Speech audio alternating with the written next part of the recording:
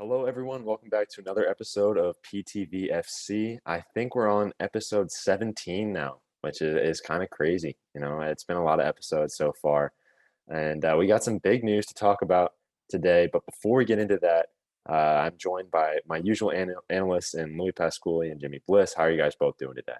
I'm doing great today. We have some colossal, monumental, historic things to talk about in today's episode. I'm ready. Yeah, and also some guy named Messi is leaving Barcelona too. So we'll probably talk about that at some point during this episode. I'm doing great, Ryan. Excited to see what we got on today's podcast. Yeah, Jimmy, you kind of just took the words right out of my mouth. The big announcement that I was going to make stole my thunder a little bit there, but it's cool. It's cool. I'll let it slide for this one time. But yeah, Lionel Messi is leaving Barcelona. Probably the biggest transfer in the history of the game. I don't know if I can think of another transfer that comes to this magnitude. Like GOAT leaving the team that he's played for his entire life, essentially. Yeah, basically since birth, it seems like he's been in a Barcelona kit. So could you guys speak a little bit to his legacy at Barcelona, what he means to the club, what he has meant to the club? As Messi being my favorite soccer player, I think I can speak about a lot. Excuse me, I can speak a lot about this guy. He is the reason why I like soccer as much as I do today. He is just mesmerizing with the ball at his feet. And for those of you that have never seen a Lionel Messi game or anything that pertains to Lionel Messi, just do yourself a favor, go on YouTube and look up Lionel Messi skills and highlights. You're just going to be in awe of everything that he does. But as for the stats that Lionel Messi has had over his Barcelona career, let's just go through them. He is the all-time leading goal scorer for Barcelona with 672 goals, which is not bad. He won the most trophies in Barcelona's history with 35. He has the most goals in La Liga history with 474. He scored the most goals in a single La Liga season with 50. He has the most assists in La Liga season with 21. He had just last year. He scored in 21 straight games. Scored against the most La Liga teams, 38 in his career. Scored against the most Champions League opponents ever with Barcelona, with 36 scored against. He played the most La Liga games for Barcelona with 520. And Messi has scored against every single team he has played overall, apart from just 8 teams. And those 8 teams are Inter, Milan, it's Rubin Kazan, Benfica, Xerez, Al Sadd, Gramenet, Murcia, and Udinese. So these teams were probably either played in the Club World Cup or at some group stage game in the Champions League that didn't really matter. They probably rested Messi for the second leg. So just to sink in all of that information, it's so overwhelming. And to never see him put on a Barcelona shirt ever again.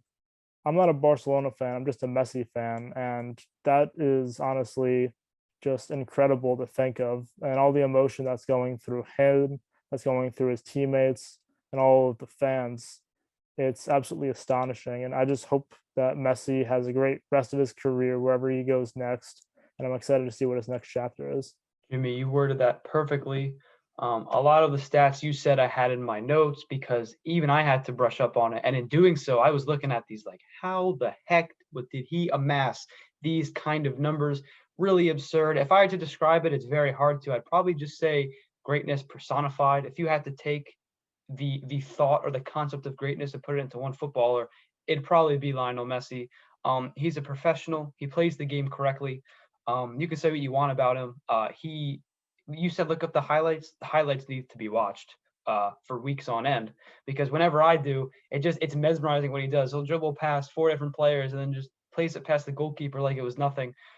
Really an insane talent. Not to mention, he won 6 Ballon d'Ors, and all of those were at his time with Barcelona. He won the league 10 times with Barcelona. He won Champions League 4 times with Barcelona. He's won everything you can possibly. And now with Copa America, which obviously is for Argentina, not for Barcelona, but he's won every trophy imaginable. He has so many goals. He has 288 assists with Barcelona. It's weird gonna be weird to see him in a PSG shirt instead of a Barcelona shirt, but good luck to him. He's a fantastic player. I wouldn't say he's the reason I got into soccer, but definitely I got into soccer via FIFA, and I always loved watching him play, whether it was on FIFA or in real life. He was on the cover when I first started getting into it, so that was like, whoa, Messi, he's so cool.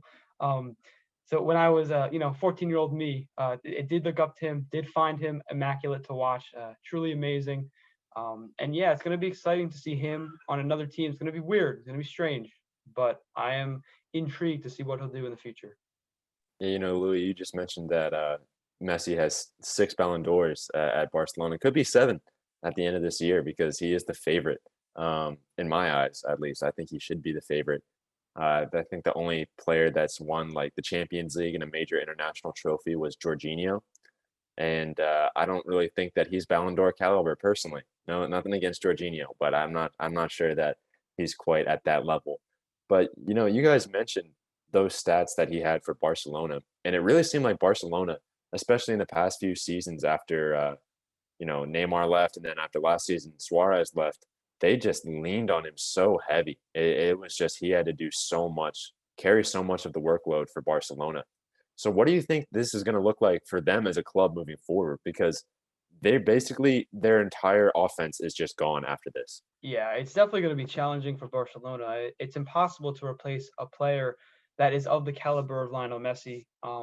Their front line is going to look decent though. They got Aguero. He's obviously otherworldly in terms of being a striker. But in order to replace Messi, you have to be more than a striker. You need to be able to play everywhere. You need to be able to feed passes as well as have the dribbling ability that Messi does. Aguero just does not have that. They also have Griezmann still, who is obviously a very good talent as well. And then also they have Memphis Depay, or they could put Dembele, who is a former Borussia Dortmund player actually. They could put him as one of the wingers alongside Aguero.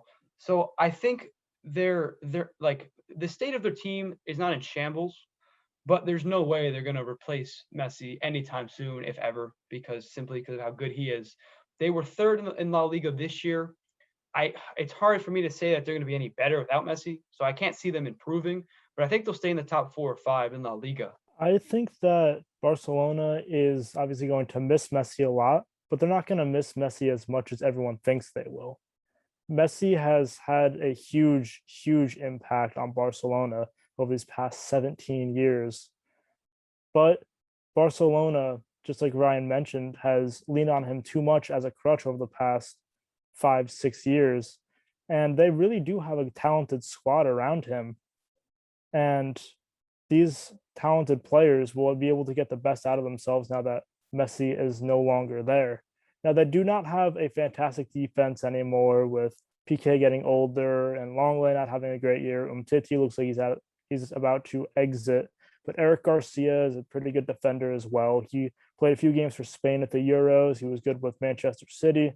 I think he'll be a good addition to the team.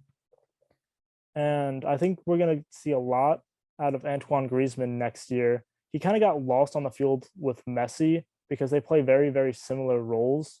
Both of them like to come short and collect the ball, and they like to carry it through the lines from the midfield to the defense. They're both left-footed, so they like to cut in from the right to the left and slot the ball into the back of the net. Both are good creators, but they could also score goals when they need to.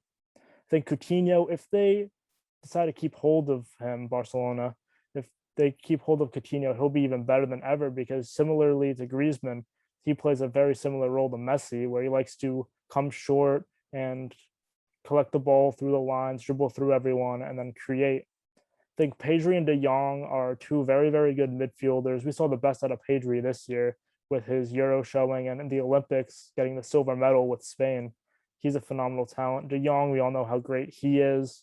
I think those two, no matter who the third midfielder is next to them, whether it be Busquets or Sergio Roberto, whoever's there, I think that they're going to have a pretty good midfield.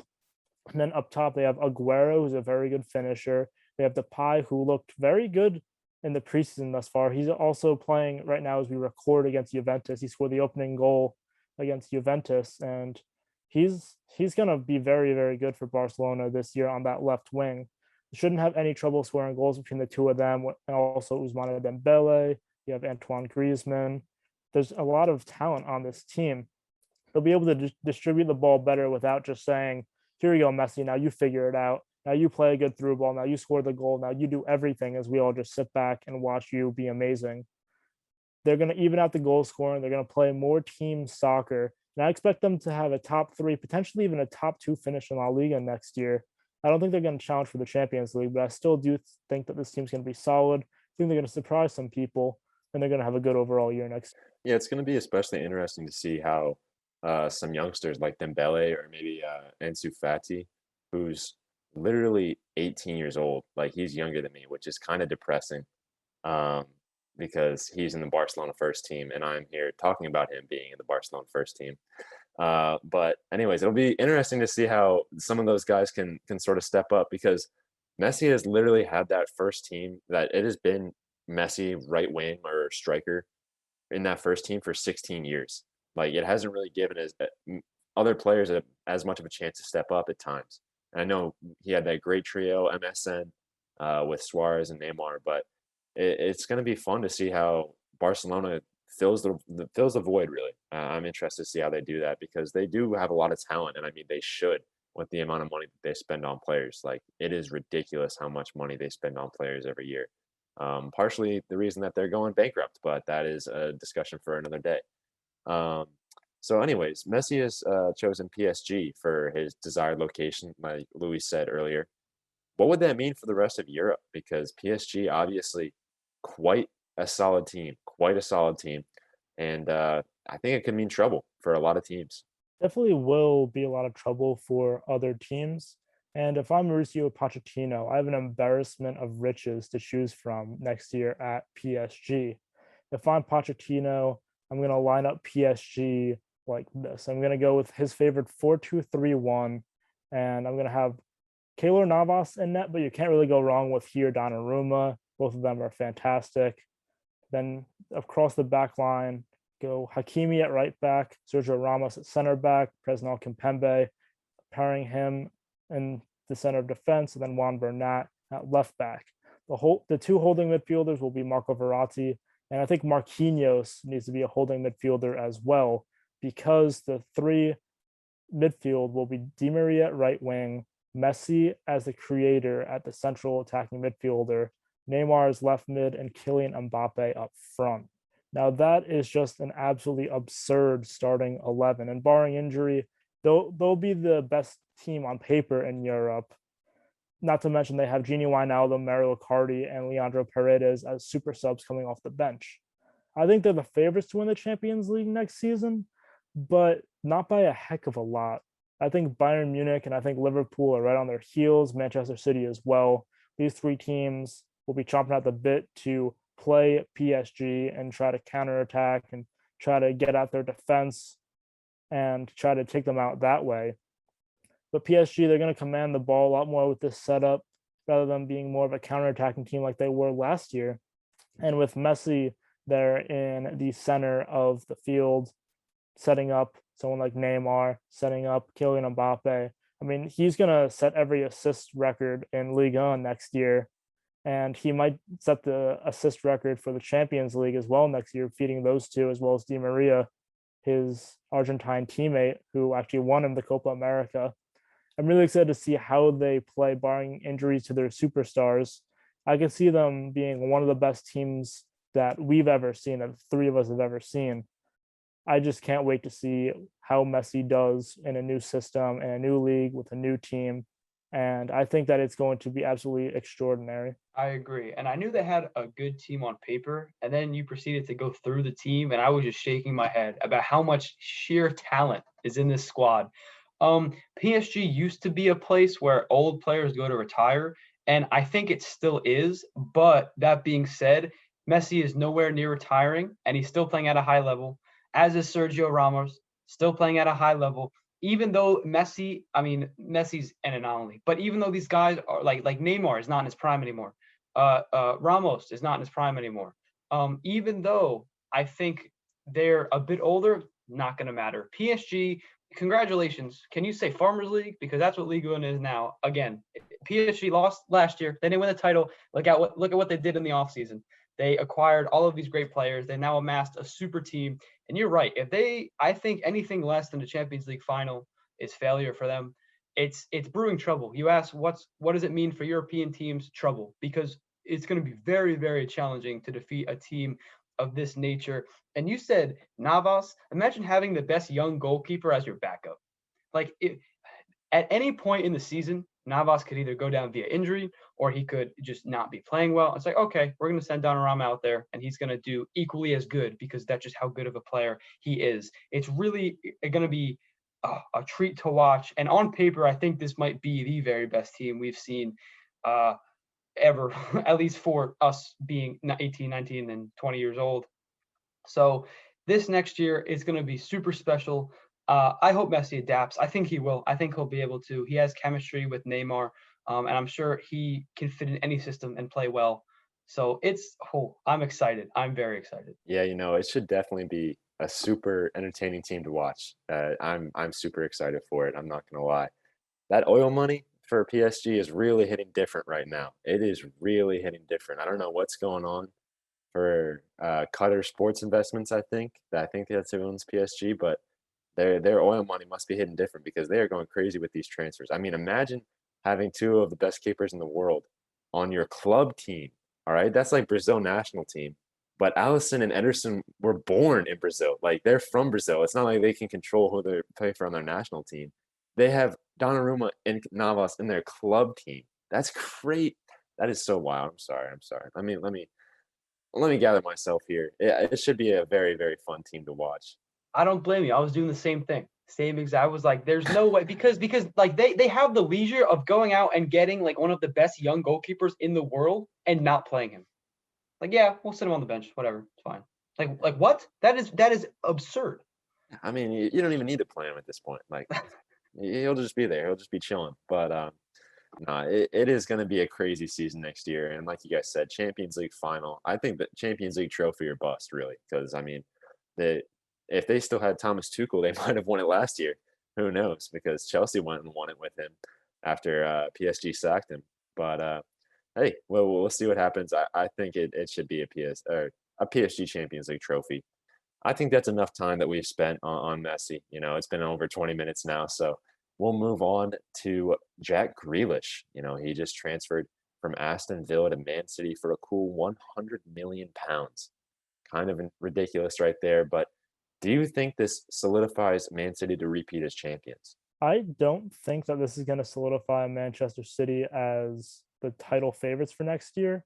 Maybe it does for the bookies, but not in my opinion. I think that the main reason why Manchester City won this past Premier League was because of the injuries that Liverpool faced. I still think that Liverpool is the best team in England. And I'm a Manchester United fan saying this. I am terrified of Liverpool. Every time that Man United plays Liverpool, I'm shaking in my boots. I'm crossing my fingers. I'm crossing my toes. I'm crossing everything, just hoping to get a draw out of the game, let alone a win. And Manchester United, they're not like a bad team. They came in second last year. They've come in the top four consistently over the past few seasons. But when I play against a team like Manchester City, I'm not as terrified to play them because they're a lot more of a finesse team. They're a lot more of, we're going to pass around here. We're going to look cool while we're doing it. We're going to really have an aesthetically pleasing playing style. And if we score a goal, yeah, we'll score a goal, but we're just going to make you look silly before we score the goal. Whereas Liverpool is more of we're going to just score goals relentlessly and we're just going to beat you into the ground. Now, what else is very, very confusing to me is Manchester City has a very, very deep midfield and winger depth, but yet they go ahead and they sign Jack Grealish, who's a very good midfielder as well as a winger for Aston Villa. I mean, right now, they have an embarrassment of riches in the midfield and on the wing with De Bruyne, Gundogan, Rodri, Fernandinho, Phil Foden, Bernardo Silva, Raheem Sterling, Ferran Torres, and Riyad Mahrez already. So if you add Jack Grealish to that, yeah, he's a good player, but you already have 9 players there that can play in the midfield or on the wing where Jack Grealish is playing. He's a great player, but he's unneeded. I think that you should have spent that £100 million on either Harry Kane or on Lionel Messi, who just went to PSG. They can create all that they want with Jack Grealish, with Kevin De Bruyne, with Gundogan, all these great players. But if you don't have a striker up top that's putting the ball in the back of the net, you're not going to be winning as many games as other proven goal scorers and other proven teams in the Premier League. I think that Jurgen Klopp is the better manager than Pep Guardiola. So I'm picking Liverpool to win next year's league for the Premier League instead of Manchester City. I just think that a healthy Liverpool side is much, much better than a healthy Man City side. Well, I'm happy you said that because I was just talking to my friend the other day and he said we cannot rule out just how good Liverpool is when they're fully healthy. So as of right now, with a hole at striker, I think I'm gonna have to agree with you, Jimmy. As much as I don't, as much as my episode 4, Louie, wouldn't want me to say this. I think, yeah, I think they're second as of right now, but I think Liverpool might edge them out. Um, and we'll see that play out next season. But you're right. I was thinking like, where is he gonna play? Because he's a great player. He can, he's versatile. He has a lot of skill. But if De Bruyne is like a cam, and they have good wingers, then is he going to be like a true holding midfielder? Because are they going to run a 4-3-3? What you're shaking your head, Jimmy? What formation do you think they're going to run? Well, I think they're still going to go with the 4-3-3. I think at this point you got to stay with what you did last year and have your 4-3-3 false nine, and you got to have De Bruyne playing as kind of like that false nine. But I'm not a big fan of that. I'm a much bigger fan of having a striker instead of De Bruyne playing as your striker, because De Bruyne's not a finisher like a Harry Kane or Aguero is. Yeah, I agree with you because then it's going to be weird having him playing ball. I mean, he's great at playing balls in, but his scoring ability is not that of a striker. So then you're going to have two, like, Grealish is, I would say, a better scorer, despite the goal total last year. Is a better scorer than De Bruyne is, because De Bruyne is just such like a great passer that he can play a ball anywhere and make it look cool. To your point of aesthetic football. But it's going to be weird having two guys who are similar yet different, because like De Bruyne is going to be playing that false nine role, and then it's going to be Jack Grealish right there mixed in with Phil Foden and all of the other big name players that they have. I just don't know how it's going to work. I guess that's what I'm getting at. I don't know how it's going to work. We'll have to see how it plays out. And as of right now, I think it's still Liverpool that's going to be, assuming they're fully healthy, it's going to be Liverpool that's going to be number one in the Prem.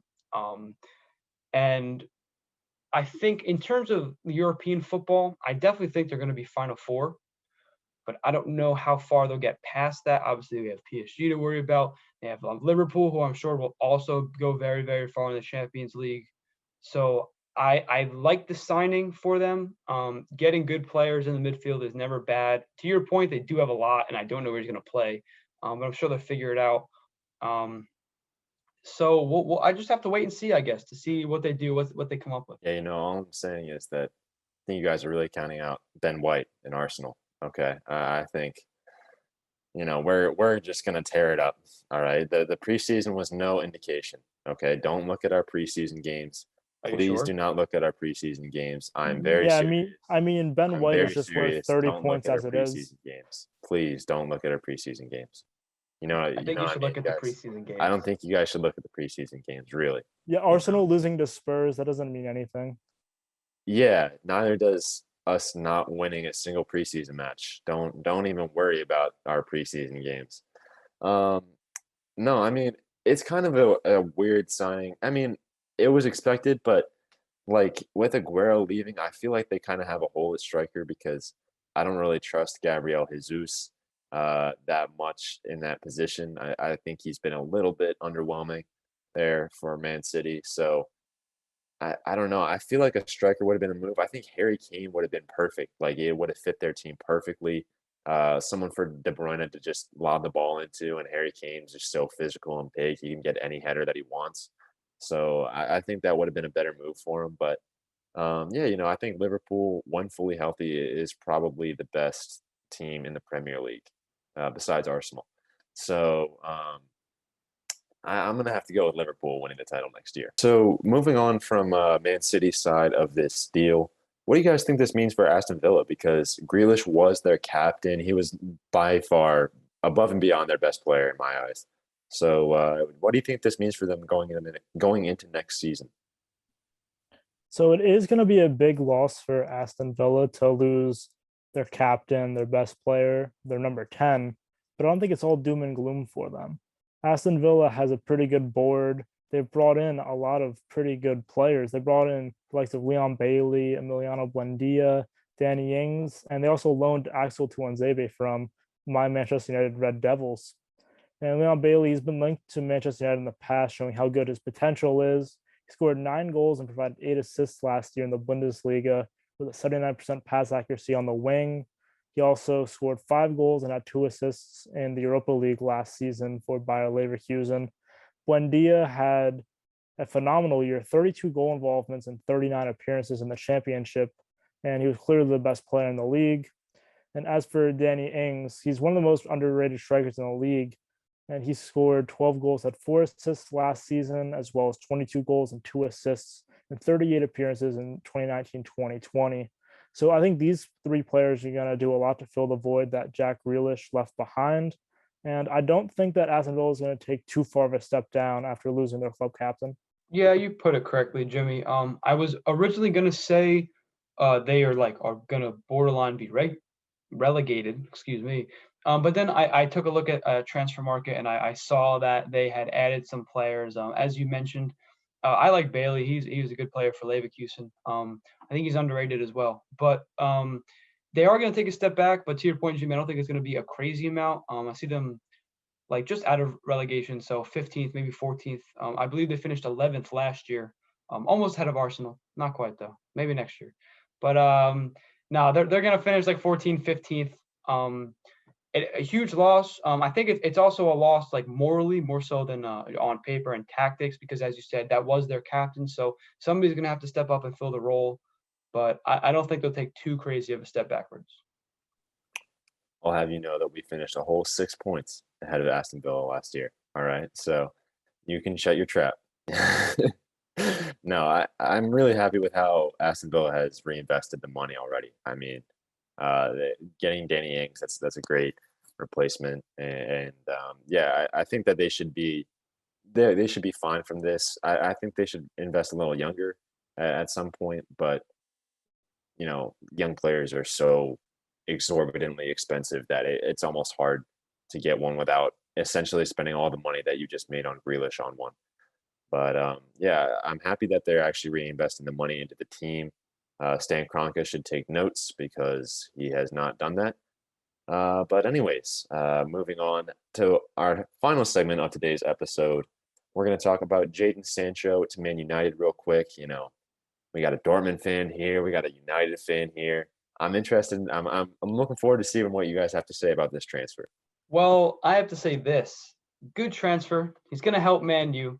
Jimmy, if you don't like him because of how you watched him in the Euros or just any international play as a whole, I promise you he will change your perspective. He is a good player. I think he gets the short end of the stick with English fans because, like I said, they just see him play internationally, whether he's not playing or he's not playing well, and they immediately want to write him off. But no, he is a good player. I promise you that. I am a bit scared for Borussia Dortmund, though, because he was a large part of the offense with Haaland and Haaland, and Marco Reus. They had good link-up play, but Haaland came back and scored a hat trick, so that was pretty cool. I believe it was an exhibition match, but yeah, because the season has started, so it had to be an exhibition match. But big loss for Borussia Dortmund. That hole is they have good and talented players, but it's hard to find a winger of the caliber of Jadon Sancho.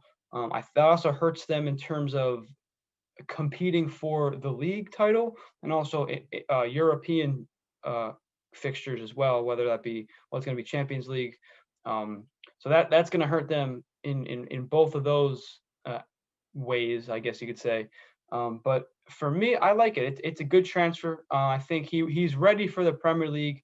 He didn't need to get out of Germany, but he's definitely more than apt to be in the Premier League and to be on a good team as Manchester United. I think he's going to have a good stint with them. And on the Manchester United side of things, I could not be more happy for a transfer. This is a transfer that should have been done last year as well as 2 years ago, but we finally were able to get the signature of Jadon Sancho, who is still very young. I believe he's 21 or 22, but I don't see this as all bad for Borussia Dortmund. I know that they're losing one of their star players, but they've done this so many times. It feels like every year they lose a major attacker, but they still overcome it. whether it be Henrik Mkhitaryan also going to Man United, Ousmane Dembele going to Barcelona, Michy Batshuayi going back to team that he was loaned with, and that was Chelsea. Paco Alcacer. Robert Lewandowski going to Bayern Munich. Yeah, next year it's going to be Holland. That one too. We had Pierre-Emerick Aubameyang going to Arsenal, Christian Pulisic going to Chelsea. So this Borussia Dortmund team, they just are able to have so many attackers. It's just like a factory where they find someone that's young with potential, they fulfill the potential, and they send them out and make so much money. And the potential replacement for him, I think, will be someone that is already there. And I think that's Gio Reyna. He took the number 7 from Sancho after he left. He could be a full-time starter now. He did really, really good things when he came off the bench last season. But if he isn't particularly on form, again, he's a young player, he's a young American, so it might take him some time to adjust. They also brought in Daniel Malen from PSV, scored 55 goals and 24 assists and 116 appearances for PSV. I think that he's going to be a huge part. He's another young player. He's a young Dutchman. He's going to do good things for Dortmund. I could definitely see him getting sold in a few years for another astronomical fee. I think that Borussia Dortmund with Royce and Holland up top with either Malen or Reyna, they're going to have a really, really good attack next year. I don't think that they're going to falter too much. I think that it's going to be another great year for Dortmund. And this is like something that I've experienced year in, year out, losing a top attacker, but having the capabilities to replace that attacker. It's rough, man. It's rough. Yeah, I almost feel bad for you, Louie. Like it's hard for me to say that as an Arsenal fan because I don't know who else I can feel more sorry for than myself. But no, you guys have had so much talent over the years, and you always sell it, and it's just like how much could this Dortmund team achieve if they just kept all the players that they sold? You know what I'm saying? And not to mention they have to play against like a top 3 team in the world in Bayern Munich that has the money to buy players and just keep them. But I mean, at the same time, it's like, would those players get to the same spot that they would be at if they weren't playing continuously in Dortmund and they just cycled through all of these players continuously? Like, it almost seems like their factory wouldn't be quite as good. But I think it's a great signing for Man United.